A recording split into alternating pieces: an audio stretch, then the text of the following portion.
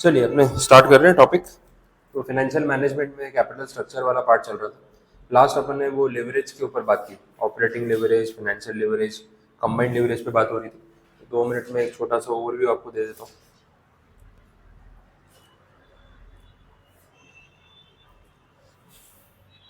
ठीक है, लेवरेज का मतलब हमने देखा कि आप अपने fixed expenses, fix cost, operating fix cost और आपके पास जो डेट का पैसा अवेलेबल है उसको मैक्सिमाइज करके कितना फायदा उसका उठा सकते हो, वैसा है। ठीक है, तो लेवरेज करने का मतलब है अपने पास जो भी चीज़ें अवेलेबल है, रिसोर्सेज, उसका ऑप्टिमम यूटिलाइजेशन करना। और कहीं ना कहीं इसमें एक रिस्क एलिमेंट भी हमेशा एसोसिएटेड रहता है। तो लेवरेज का एक मीनिंग रिस्क भी होता है, वैसे बोल सकते हैं। अब हमने जो कैश फ्लो की बात की थी कल, वो एक बार फिर से हम देख लेते हैं। Sales, variable cost, contribution, fix cost, EBIT. फिर ईबीआईटी में से आगे का calculation, interest cost minus EBT, tax minus PAT, इसमें से प्रेफरेंस वालों का डिविडेंड, उसके बाद पीएटी फॉर इक्विटी। और अगर इसको आप नंबर ऑफ शेयर से डिवाइड कर दो तो फाइनली आ जाता है ईपीएस। तो इतने कैश फ्लो की बात कर हमने की थी। अब जब हम बात कर रहे हैं दोनों चीज़ों की, तो इस चीज़ के लिए जो कैलकुलेशन होता है तो इसको हमने नाम दिया है ऑपरेटिंग लेवरेज। अब ऑपरेटिंग लेवरेज का मतलब सिंपल सा ये हो गया कि आपके जो ऑपरेटिंग फिक्स एक्सपेंसेस है, सैलरी हो गई, रेंट हो गया, ये सारी चीज़ें, इन एक्सपेंसेस का आप कितना ज़्यादा फायदा उठा सकते हो। और देखो हर कंपनी यही करने की कोशिश करती है, इसलिए जॉब सेटिस्फेक्शन नहीं है लोगों को। या आपकी सैलरी 50,000 रुपये महीने की, फिर भी आपको लगता है यार काम बहुत करा रहे हैं और 50,000 के सामने मेहनत बहुत है। अगर आपकी सैलरी 1 लाख हो गई ना, तो भी वो पॉइंट सेम रहेगा। तभी भी आपको ये लगेगा लाख रुपए सैलरी तो दे रहे, सुनने में बहुत अच्छी लगती, काम जो कितना करना पड़ता है। तो कंपनी ऑप्टिमाइज करने की कोशिश करती है कि यार 1 लाख रुपए एम्प्लॉय को दे रहे हैं तो ऐसे टाइम वेस्ट करने का थोड़ी दे रहे हैं, ट्राई करो उससे उससे ज़्यादा काम निकलवाओ। तो ऑब्वियसली आपको हमेशा वो सेटिस्फेक्शन फील नहीं होता। मुझे लगता है जितना पैसा दे रहे हैं ना उससे काम ज़्यादा कराते हैं। बट कंपनी के लिए तो वही बेनिफिट है ना कि कम पैसों में ज़्यादा काम करवाने को मिल रहा है। अच्छे पैसे दो लेकिन काम ज़्यादा कराओ, तो उसको भी लगेगा मुझे इतना पे तो कर रहे हैं, बट उससे ओवर कंजम्पशन करवा लो, वैसा हो गया। तो that is leveraging your operating expenses, जो एक तरीके से आपको हर महीने पे करने ही है। तो ये पोर्शन आ जाता है। इसको फॉर्मूला वाइज हमने ऐसे देखा। एक चीज़ हमने देखी डिग्री ऑफ ऑपरेटिंग लेवरेज, उसमें हमने देखा परसेंटेज चेंज के फॉर्म में कि अगर आपका सेल में 1% चेंज आता है तो उसका इम्पैक्ट आपकी ईबीआईटी पे कितना पड़ता है, परसेंटेज चेंज ईबीआईटी पे कितना पड़ता है, that is degree of operating leverage. अगर फॉर्मूला वाइज हम कैलकुलेट करने की बात करें ऑपरेटिंग लेवरेज, तो उसमें हमने देखा कॉन्ट्रीब्यूशन अपॉन ईबीआईटी। ये फॉर्मूला वाइज बात हुई कि भाई जो ईबीआईटी हम अर्न कर रहे हैं, कंट्रीब्यूशन उसके कितने टाइम ज़्यादा है, क्योंकि वो ब्रेक इवन वाला एक पॉइंट आ जाता है कि कंट्रीब्यूशन जब फिक्स कॉस्ट के बराबर होता है तो आता है ब्रेक इवन। तो जो ईबीआईटी में करंटली कमा रहा हूँ, उस ईबीआईटी के हिसाब से मुझे फिक्स कॉस्ट को कवर करना हो तो कितने टाइम्स मुझे कमाना पड़ेगा। तो दैट इज ऑपरेटिंग लिवरेज। अब ये नंबर जितना हायर होगा उतना रिस्क ज़्यादा हो जाएगा, बिकॉज उतनी और मेहनत करनी पड़ेगी आपको अपना कॉन्ट्रीब्यूशन या ब्रेक इवन तक पहुँचने के लिए। वैसे सेम वे जो अदर हाफ था वो ये वाला, this is called financial leverage. इसका बेसिक मीनिंग ये है कि भाई जो आपके डेट्स है, जो पैसा आपने लोगों से उधार लिया या जिस पे आप फिक्स पे कर रहे हो, जैसे डेट हो गया या प्रेफरेंस हो गया, इंटरेस्ट या डिविडेंड हो गया, तो उसमें आप जो भी फिक्स पेमेंट्स कर रहे हो ना, you should try to maximise that debt availability. देखो उधार हर किसी को नहीं मिलता, आपकी गुडविल होगी तो आपको उधार मिला होगा, but to make the best use of that debt which has been collected और जिसके लिए आप इंटरेस्ट पे कर रहे हो, उसमें आपका प्रॉफिट बन सकता है। अब इसको फॉर्मूला वाइज बात करेंगे तो ये degree of financial leverage percentage change के हिसाब से, तो उसमें हमने फैक्टर्स ये वाले देखे, ईबीआईटी और ईपीएस, कि अगर आपके ईबीआईटी में 1% चेंज होता है तो उसका इक्विटी वालों की अर्निंग्स पे क्या असर पड़ता है, ईपीएस पे क्या असर पड़ता है, that is degree of financial leverage. और ये अगर फॉर्मूला के फॉर्म में बात करें तो उसमें हमने देखा जैसे था कॉन्ट्रीब्यूशन अपॉन ईबीआईटी, तो ये था ईबीआईटी अपॉन ईबीटी। ईबीटी इसलिए यही बात हो गई ना, ईबीआईटी जो है और ईबीटी का रेशियो ले लिया, इसमें से इंटरेस्ट कॉस्ट माइनस हो गया, तो जो बचा वो मोस्टली किसका है, शेयर होल्डर्स का है। तो ईबीआईटी माइनस इंटरेस्ट करोगे तो आपको ईबीटी मिल जाएगा। ये रेशियो लेंगे तो हम फाइनेंशियल लिवरेज फाइंड कर सकते हैं कि जो हमारे पास बचता है शेयर होल्डर्स के लिए, वो ईबीआईटी को कवर करने के लिए कितने बार हमें रोटेट करना पड़ेगा। इसके बेसिस पे इन्होंने बताया कि भाई कंबाइंड लीवरेज भी होता है। कंबाइंड लीवरेज मतलब यहाँ से लेके यहाँ तक पूरा कंपैरिजन, इन दोनों का अगर एक रिलेशन है, सेल और ईबीआईटी का, इन दोनों का एक रिलेशन है, तो इन दोनों का भी तो एक रिलेशन है, वो तो होने ही वाला है। ठीक है, तो कंबाइंड लिवरेज में ऐसा बोल दिया, परसेंटेज वाइज अगर आप बात करो या डिग्री की बात करो, तो उसमें ऐसा बोल रहे हैं कि परसेंटेज चेंज के हिसाब से अगर हम देखें, सेल में 1% अगर चेंज आता है तो ईपीएस पे उसका क्या असर पड़ता है, अर्निंग पर शेयर में कितना परसेंटेज चेंज आता है, that is degree of combined leverage. और ये अगर फॉर्मूला वाइज बात करें कंबाइंड लिवरेज का फॉर्मूला, तो सिंपल है, operating leverage into financial leverage, ये दो चीज़ों को मल्टीप्लाई कर दो, कंट्रीब्यूशन अपॉन ईबीआईटी, और यहाँ ले लो ईबीआईटी अपॉन ईबीटी, कैंसल, कितना हो गया, कंट्रीब्यूशन अपॉन, समझ आ गया। तो इस तरीके से हम डायरेक्टली कंबाइंड लिवरेज में निकाल सकते हैं। ये सारी चीज़ें कल हमने देखी, कॉन्सेप्ट लेवल पे ही बात हो रही थी, कोई कंफ्यूजन है तो बताओ। हाँ, कौन सा प्लस?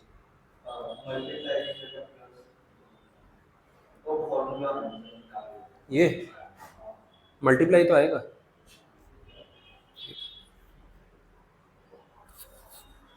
हेलो, हाँ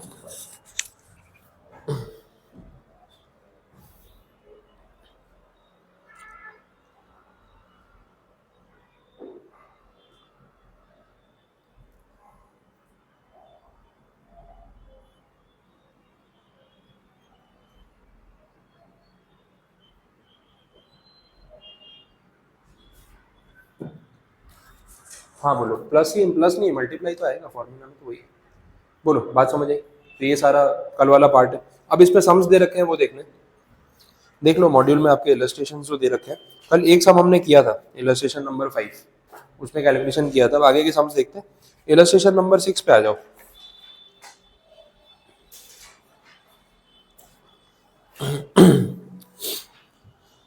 कंपनी का कैपिटल स्ट्रक्चर क्या है वो दे रखा है, 1 लाख रुपए equity share capital, 10% preference share capital, वो भी 1 लाख रुपए की, 8% debentures 1,25,000। The present EBIT is 50,000 rupees. Calculate the financial leverage assuming that the company is in 50% tax bracket. कोई प्रॉब्लम नहीं, चलेगा। अब फॉर्मूला के हिसाब से चलना है अपने को। फाइनेंशियल लेवरेज का फॉर्मूला देखा अपन ने, EBIT अपॉन EBT, तो उसके हिसाब से डेटा हमारे पास होना चाहिए। EBIT तो दे रखा है 50,000, EBT निकालना हो तो मिल जाएगा क्या? ठीक है, क्या करना है, सिर्फ इंटरेस्ट माइनस करना है। इंटरेस्ट के लिए डिटेल्स आपको दे रखी है, कर लो। डिबेंचर्स की वैल्यू 1,25,000,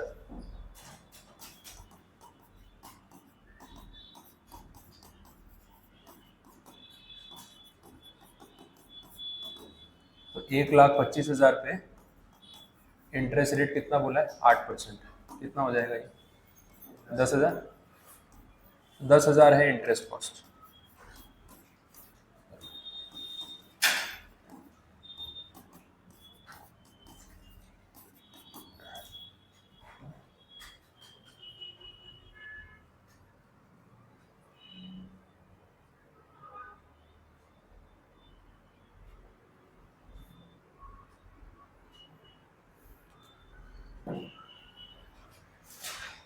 अब दोनों चीजें आ चुकी है, अब फाइनेंशियल लिवरेज निकालना है तो निकाल लेते हैं।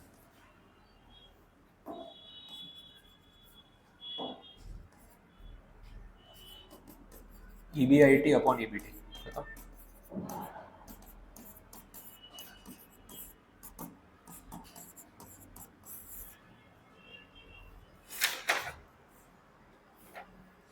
ठीक है, एकदम इजी क्वेश्चन हो गया। नेक्स्ट इलस्ट्रेशन 7 देख लो।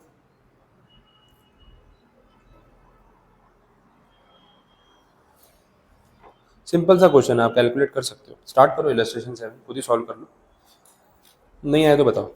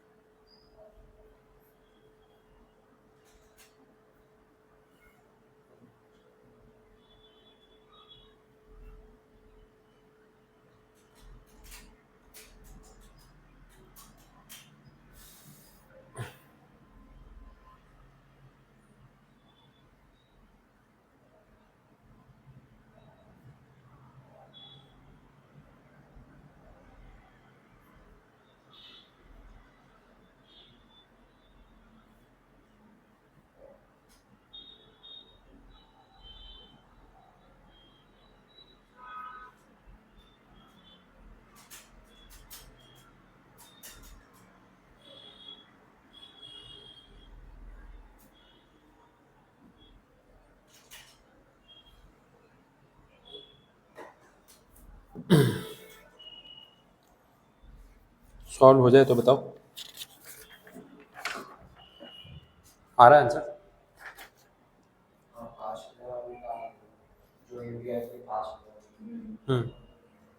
वो आ गया ना? तो सेम वे में फिर आप 12,500 वाला भी सॉल्व कर सकते हो।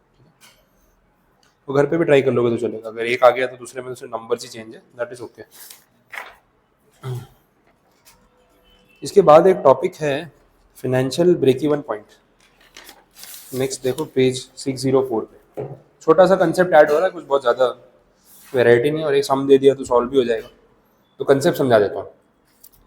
फाइनेंशियल ब्रेक इवन पॉइंट पे वो ऐसा बोल रहे हैं कि ये आपका ईबीआईटी का लेवल चेक करेगा। ईबीआईटी का वो लेवल जिसपे ईपीएस जीरो हो जाए, break even, financial break even. मतलब आप ऑपरेटिंग प्रॉफिट उतना कमा लो कि उसमें से आपका इंटरेस्ट और डिविडेंड का सारा कॉस्ट कवर हो जाए। ठीक है, तो उसको हमने क्या बोलेंगे, that is financial break even point. और जो कैश फ्लो दिखाया था ना आपको, उसे समझा देता हूँ फिर से। ये वाला, ये जो देख रहे थे, इसमें देखो ईबीआईटी उतना होना चाहिए कि आपका ईपीएस एग्जैक्ट जीरो हो जाए। अगर ईपीएस एग्जैक्ट जीरो करना है, अवेलेबल फॉर इक्विटी जीरो हो जाना चाहिए। मतलब इन शॉर्ट आप उतना ईबीआईटी कमा लो कि उसमें से आपका ये खर्चा निकल जाए। ठीक है, उसके बाद आपका टैक्स निकल जाए, फिर भले उसके बाद कुछ ना बचे तो भी चलेगा। हाँ, प्रेफरेंस डिविडेंड देना पड़ता है फिक्स है, तो वो भी निकालना पड़ेगा। ये जो बचता है ना, ये जीरो हो जाएगा तो चलेगा। तो ईबीआईटी इसके बराबर करना है अपने को कि ईपीएस जीरो आ जाए। तो ये इस चीज़ को अपने क्या बोलेंगे, break even point, financial break even point. Normally अपने ब्रेक इवन पॉइंट गिनते हैं, वो अलग चीज़ है, वो इस पोर्शन पे होता है। हम लोग है ना उतना ईबीआईटी कमाने की कोशिश करते हैं कि हमारा फिक्स कॉस्ट पूरा कवर हो जाए। या ऐसा बोल रहे हैं कि उतना ईबीआईटी कमा लो कि उसके बाद के खर्चे जेब से पे हो जाए। नहीं तो सोचो आपने यहाँ तक आते आते सिर्फ फिक्स कॉस्ट कवर किया तो वो तो हो गया, लेकिन उसके बाद इंटरेस्ट कॉस्ट, बाकी का खर्चा, और इनका प्रेफरेंस डिविडेंड, वो सब तो फिर पॉकेट से जाएगा ना, तो वो माइनस में चला जाएगा। तो बोला financial break even point normal वाले ब्रेक इवन पॉइंट से अलग होता है। तो उसमें आपको ईबीआईटी उतना कमाना है कि ईपीएस जीरो हो जाए, माइनस में नहीं जाए। बस इतना ही कंसेप्ट है। अब बाकी जो है वो आपको सम में गिनना है और कैलकुलेशन देखना है। देख लेते हैं, उसके लिए इलस्ट्रेशन रखा ही है उन्होंने, इलस्ट्रेशन नंबर 8 है, उसमें बात हो रही है।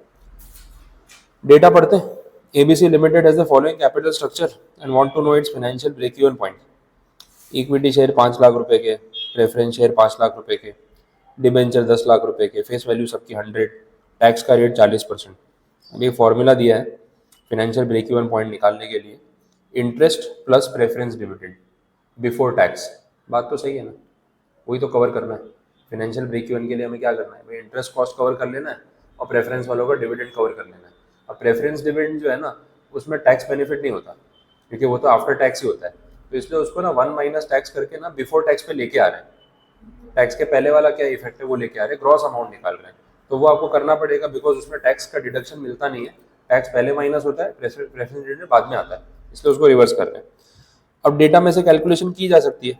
इंटरेस्ट कॉस्ट कितना जा रहा है आपका, 10 लाख रुपए के डिबेंचर्स पे 10%, मतलब कितना हो गया, 1 लाख हो गया। ओरली कैलकुलेट हो जाएगा। प्रेफरेंस डिविडेंड 5 लाख पे 12%, तो 60,000 होना चाहिए था, वो गलत है।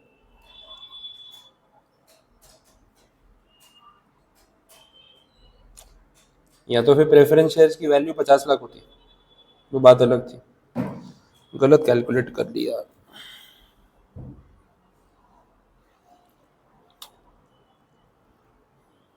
आंसर बदल जाएगा फिर, क्योंकि आप प्रेफरेंस डिविडेंड 60,000 लो, चलो एक बार 60,000 ले लो, और डिनोमिनेटर में 1 माइनस टैक्स, टैक्स का रेट बोला है आपको 40%, तो माइनस करने के बाद बाकी का 60 बचेगा। तो एक्चुअली में 60,000 डिवाइड बाई 1 माइनस टैक्स करोगे तो 1 लाख आएगा। इनका तो 10 लाख आ रहा है, 1 लाख आएगा। तो 1 + 1 2, तो अपना फाइनेंशियल ब्रेक इवन पॉइंट के लिए अपने को 2 लाख का ईबीआईटी चाहिए। अगर इनके आंसर को मैच करना है तो आप एक काम करो, प्रेफरेंस शेयर्स को क्वेश्चन में 50 लाख रुपए का बना दो, प्रेफरेंस शेयर्स की वैल्यू 50 लाख कर दो, तो 12% के हिसाब से 6 लाख मैच हो जाएगा, क्वेश्चन ही चेंज हो जाएगा। फिर ये ऑप्शन है, तो आंसर चेंज करो या क्वेश्चन चेंज करो, दोनों नहीं हो सकता।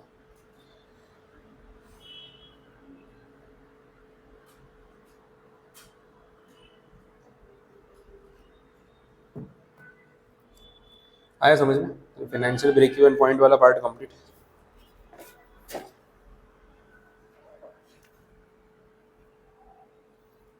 इनडिफरेंस पॉइंट पे अभी नहीं जा रहे, थोड़ा उसको बाकी रखो। उसके बाद कंबाइंड लीवरेज है, वो अपन ने कल पढ़ा हुआ है ना। तो कंबाइंड लीवरेज को लेके एक इलस्ट्रेशन नंबर 10 दे रखा है, वो आप ट्राई कर सकते हो। अभी सॉल्व करना है, अभी करके खत्म करो। इलस्ट्रेशन 10 स्टार्ट करो, छोटा सा में। कंबाइंड लीवरेज का मीनिंग अभी आपको बताया, operating leverage into financial leverage. Formula wise जाओगे, कंट्रीब्यूशन अपॉन ईबीटी, ठीक है। ईबीआईटी ईबीआईटी कैंसिल हो जाता है। तो इसके लिए आपको जो डेटा चाहिए वो सामने से मिलना चाहिए। देखो कोशिश करो कितना समझ आता है।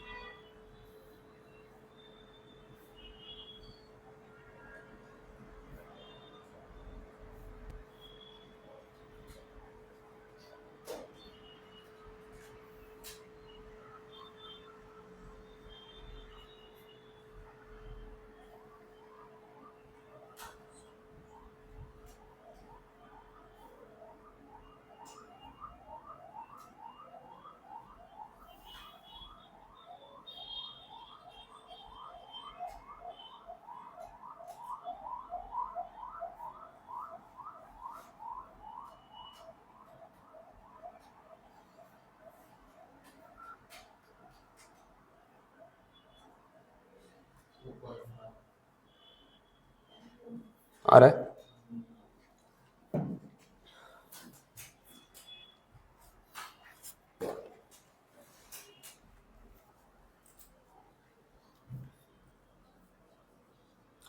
कुछ पूछना हो क्वेरी?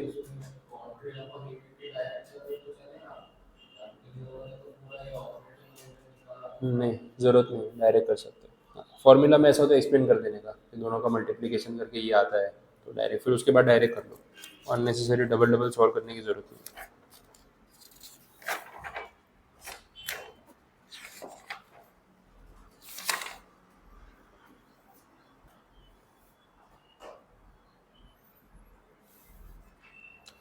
अब इसके जैसे कुछ क्वेश्चंस हैं जो पीछे केस स्टडी में दे रखे हैं, तो आई थिंक आपको अटेम्प्ट करने चाहिए। इलस्ट्रेशन नंबर 12 है, पेज 613 पे। उसमें वही बोला है, find out the operating financial leverage. तो वो सेम टाइप के समझे तो आज खत्म कर सकते हो। इलस्ट्रेशन नंबर 13 है, वो भी उसी पॉइंट पे है। और इलस्ट्रेशन 14, तीनों उसी पॉइंट पे समझे। तो ये आपका होमवर्क है 12, 13, 14। रिमेनिंग फिर अब नए पॉइंट्स है। आई थिंक आज लेट भी हो गया, फिर आप लोग का टाइम हो जाएगा। तो नए टॉपिक्स अपने कल से स्टार्ट करें तो ठीक रहेगा।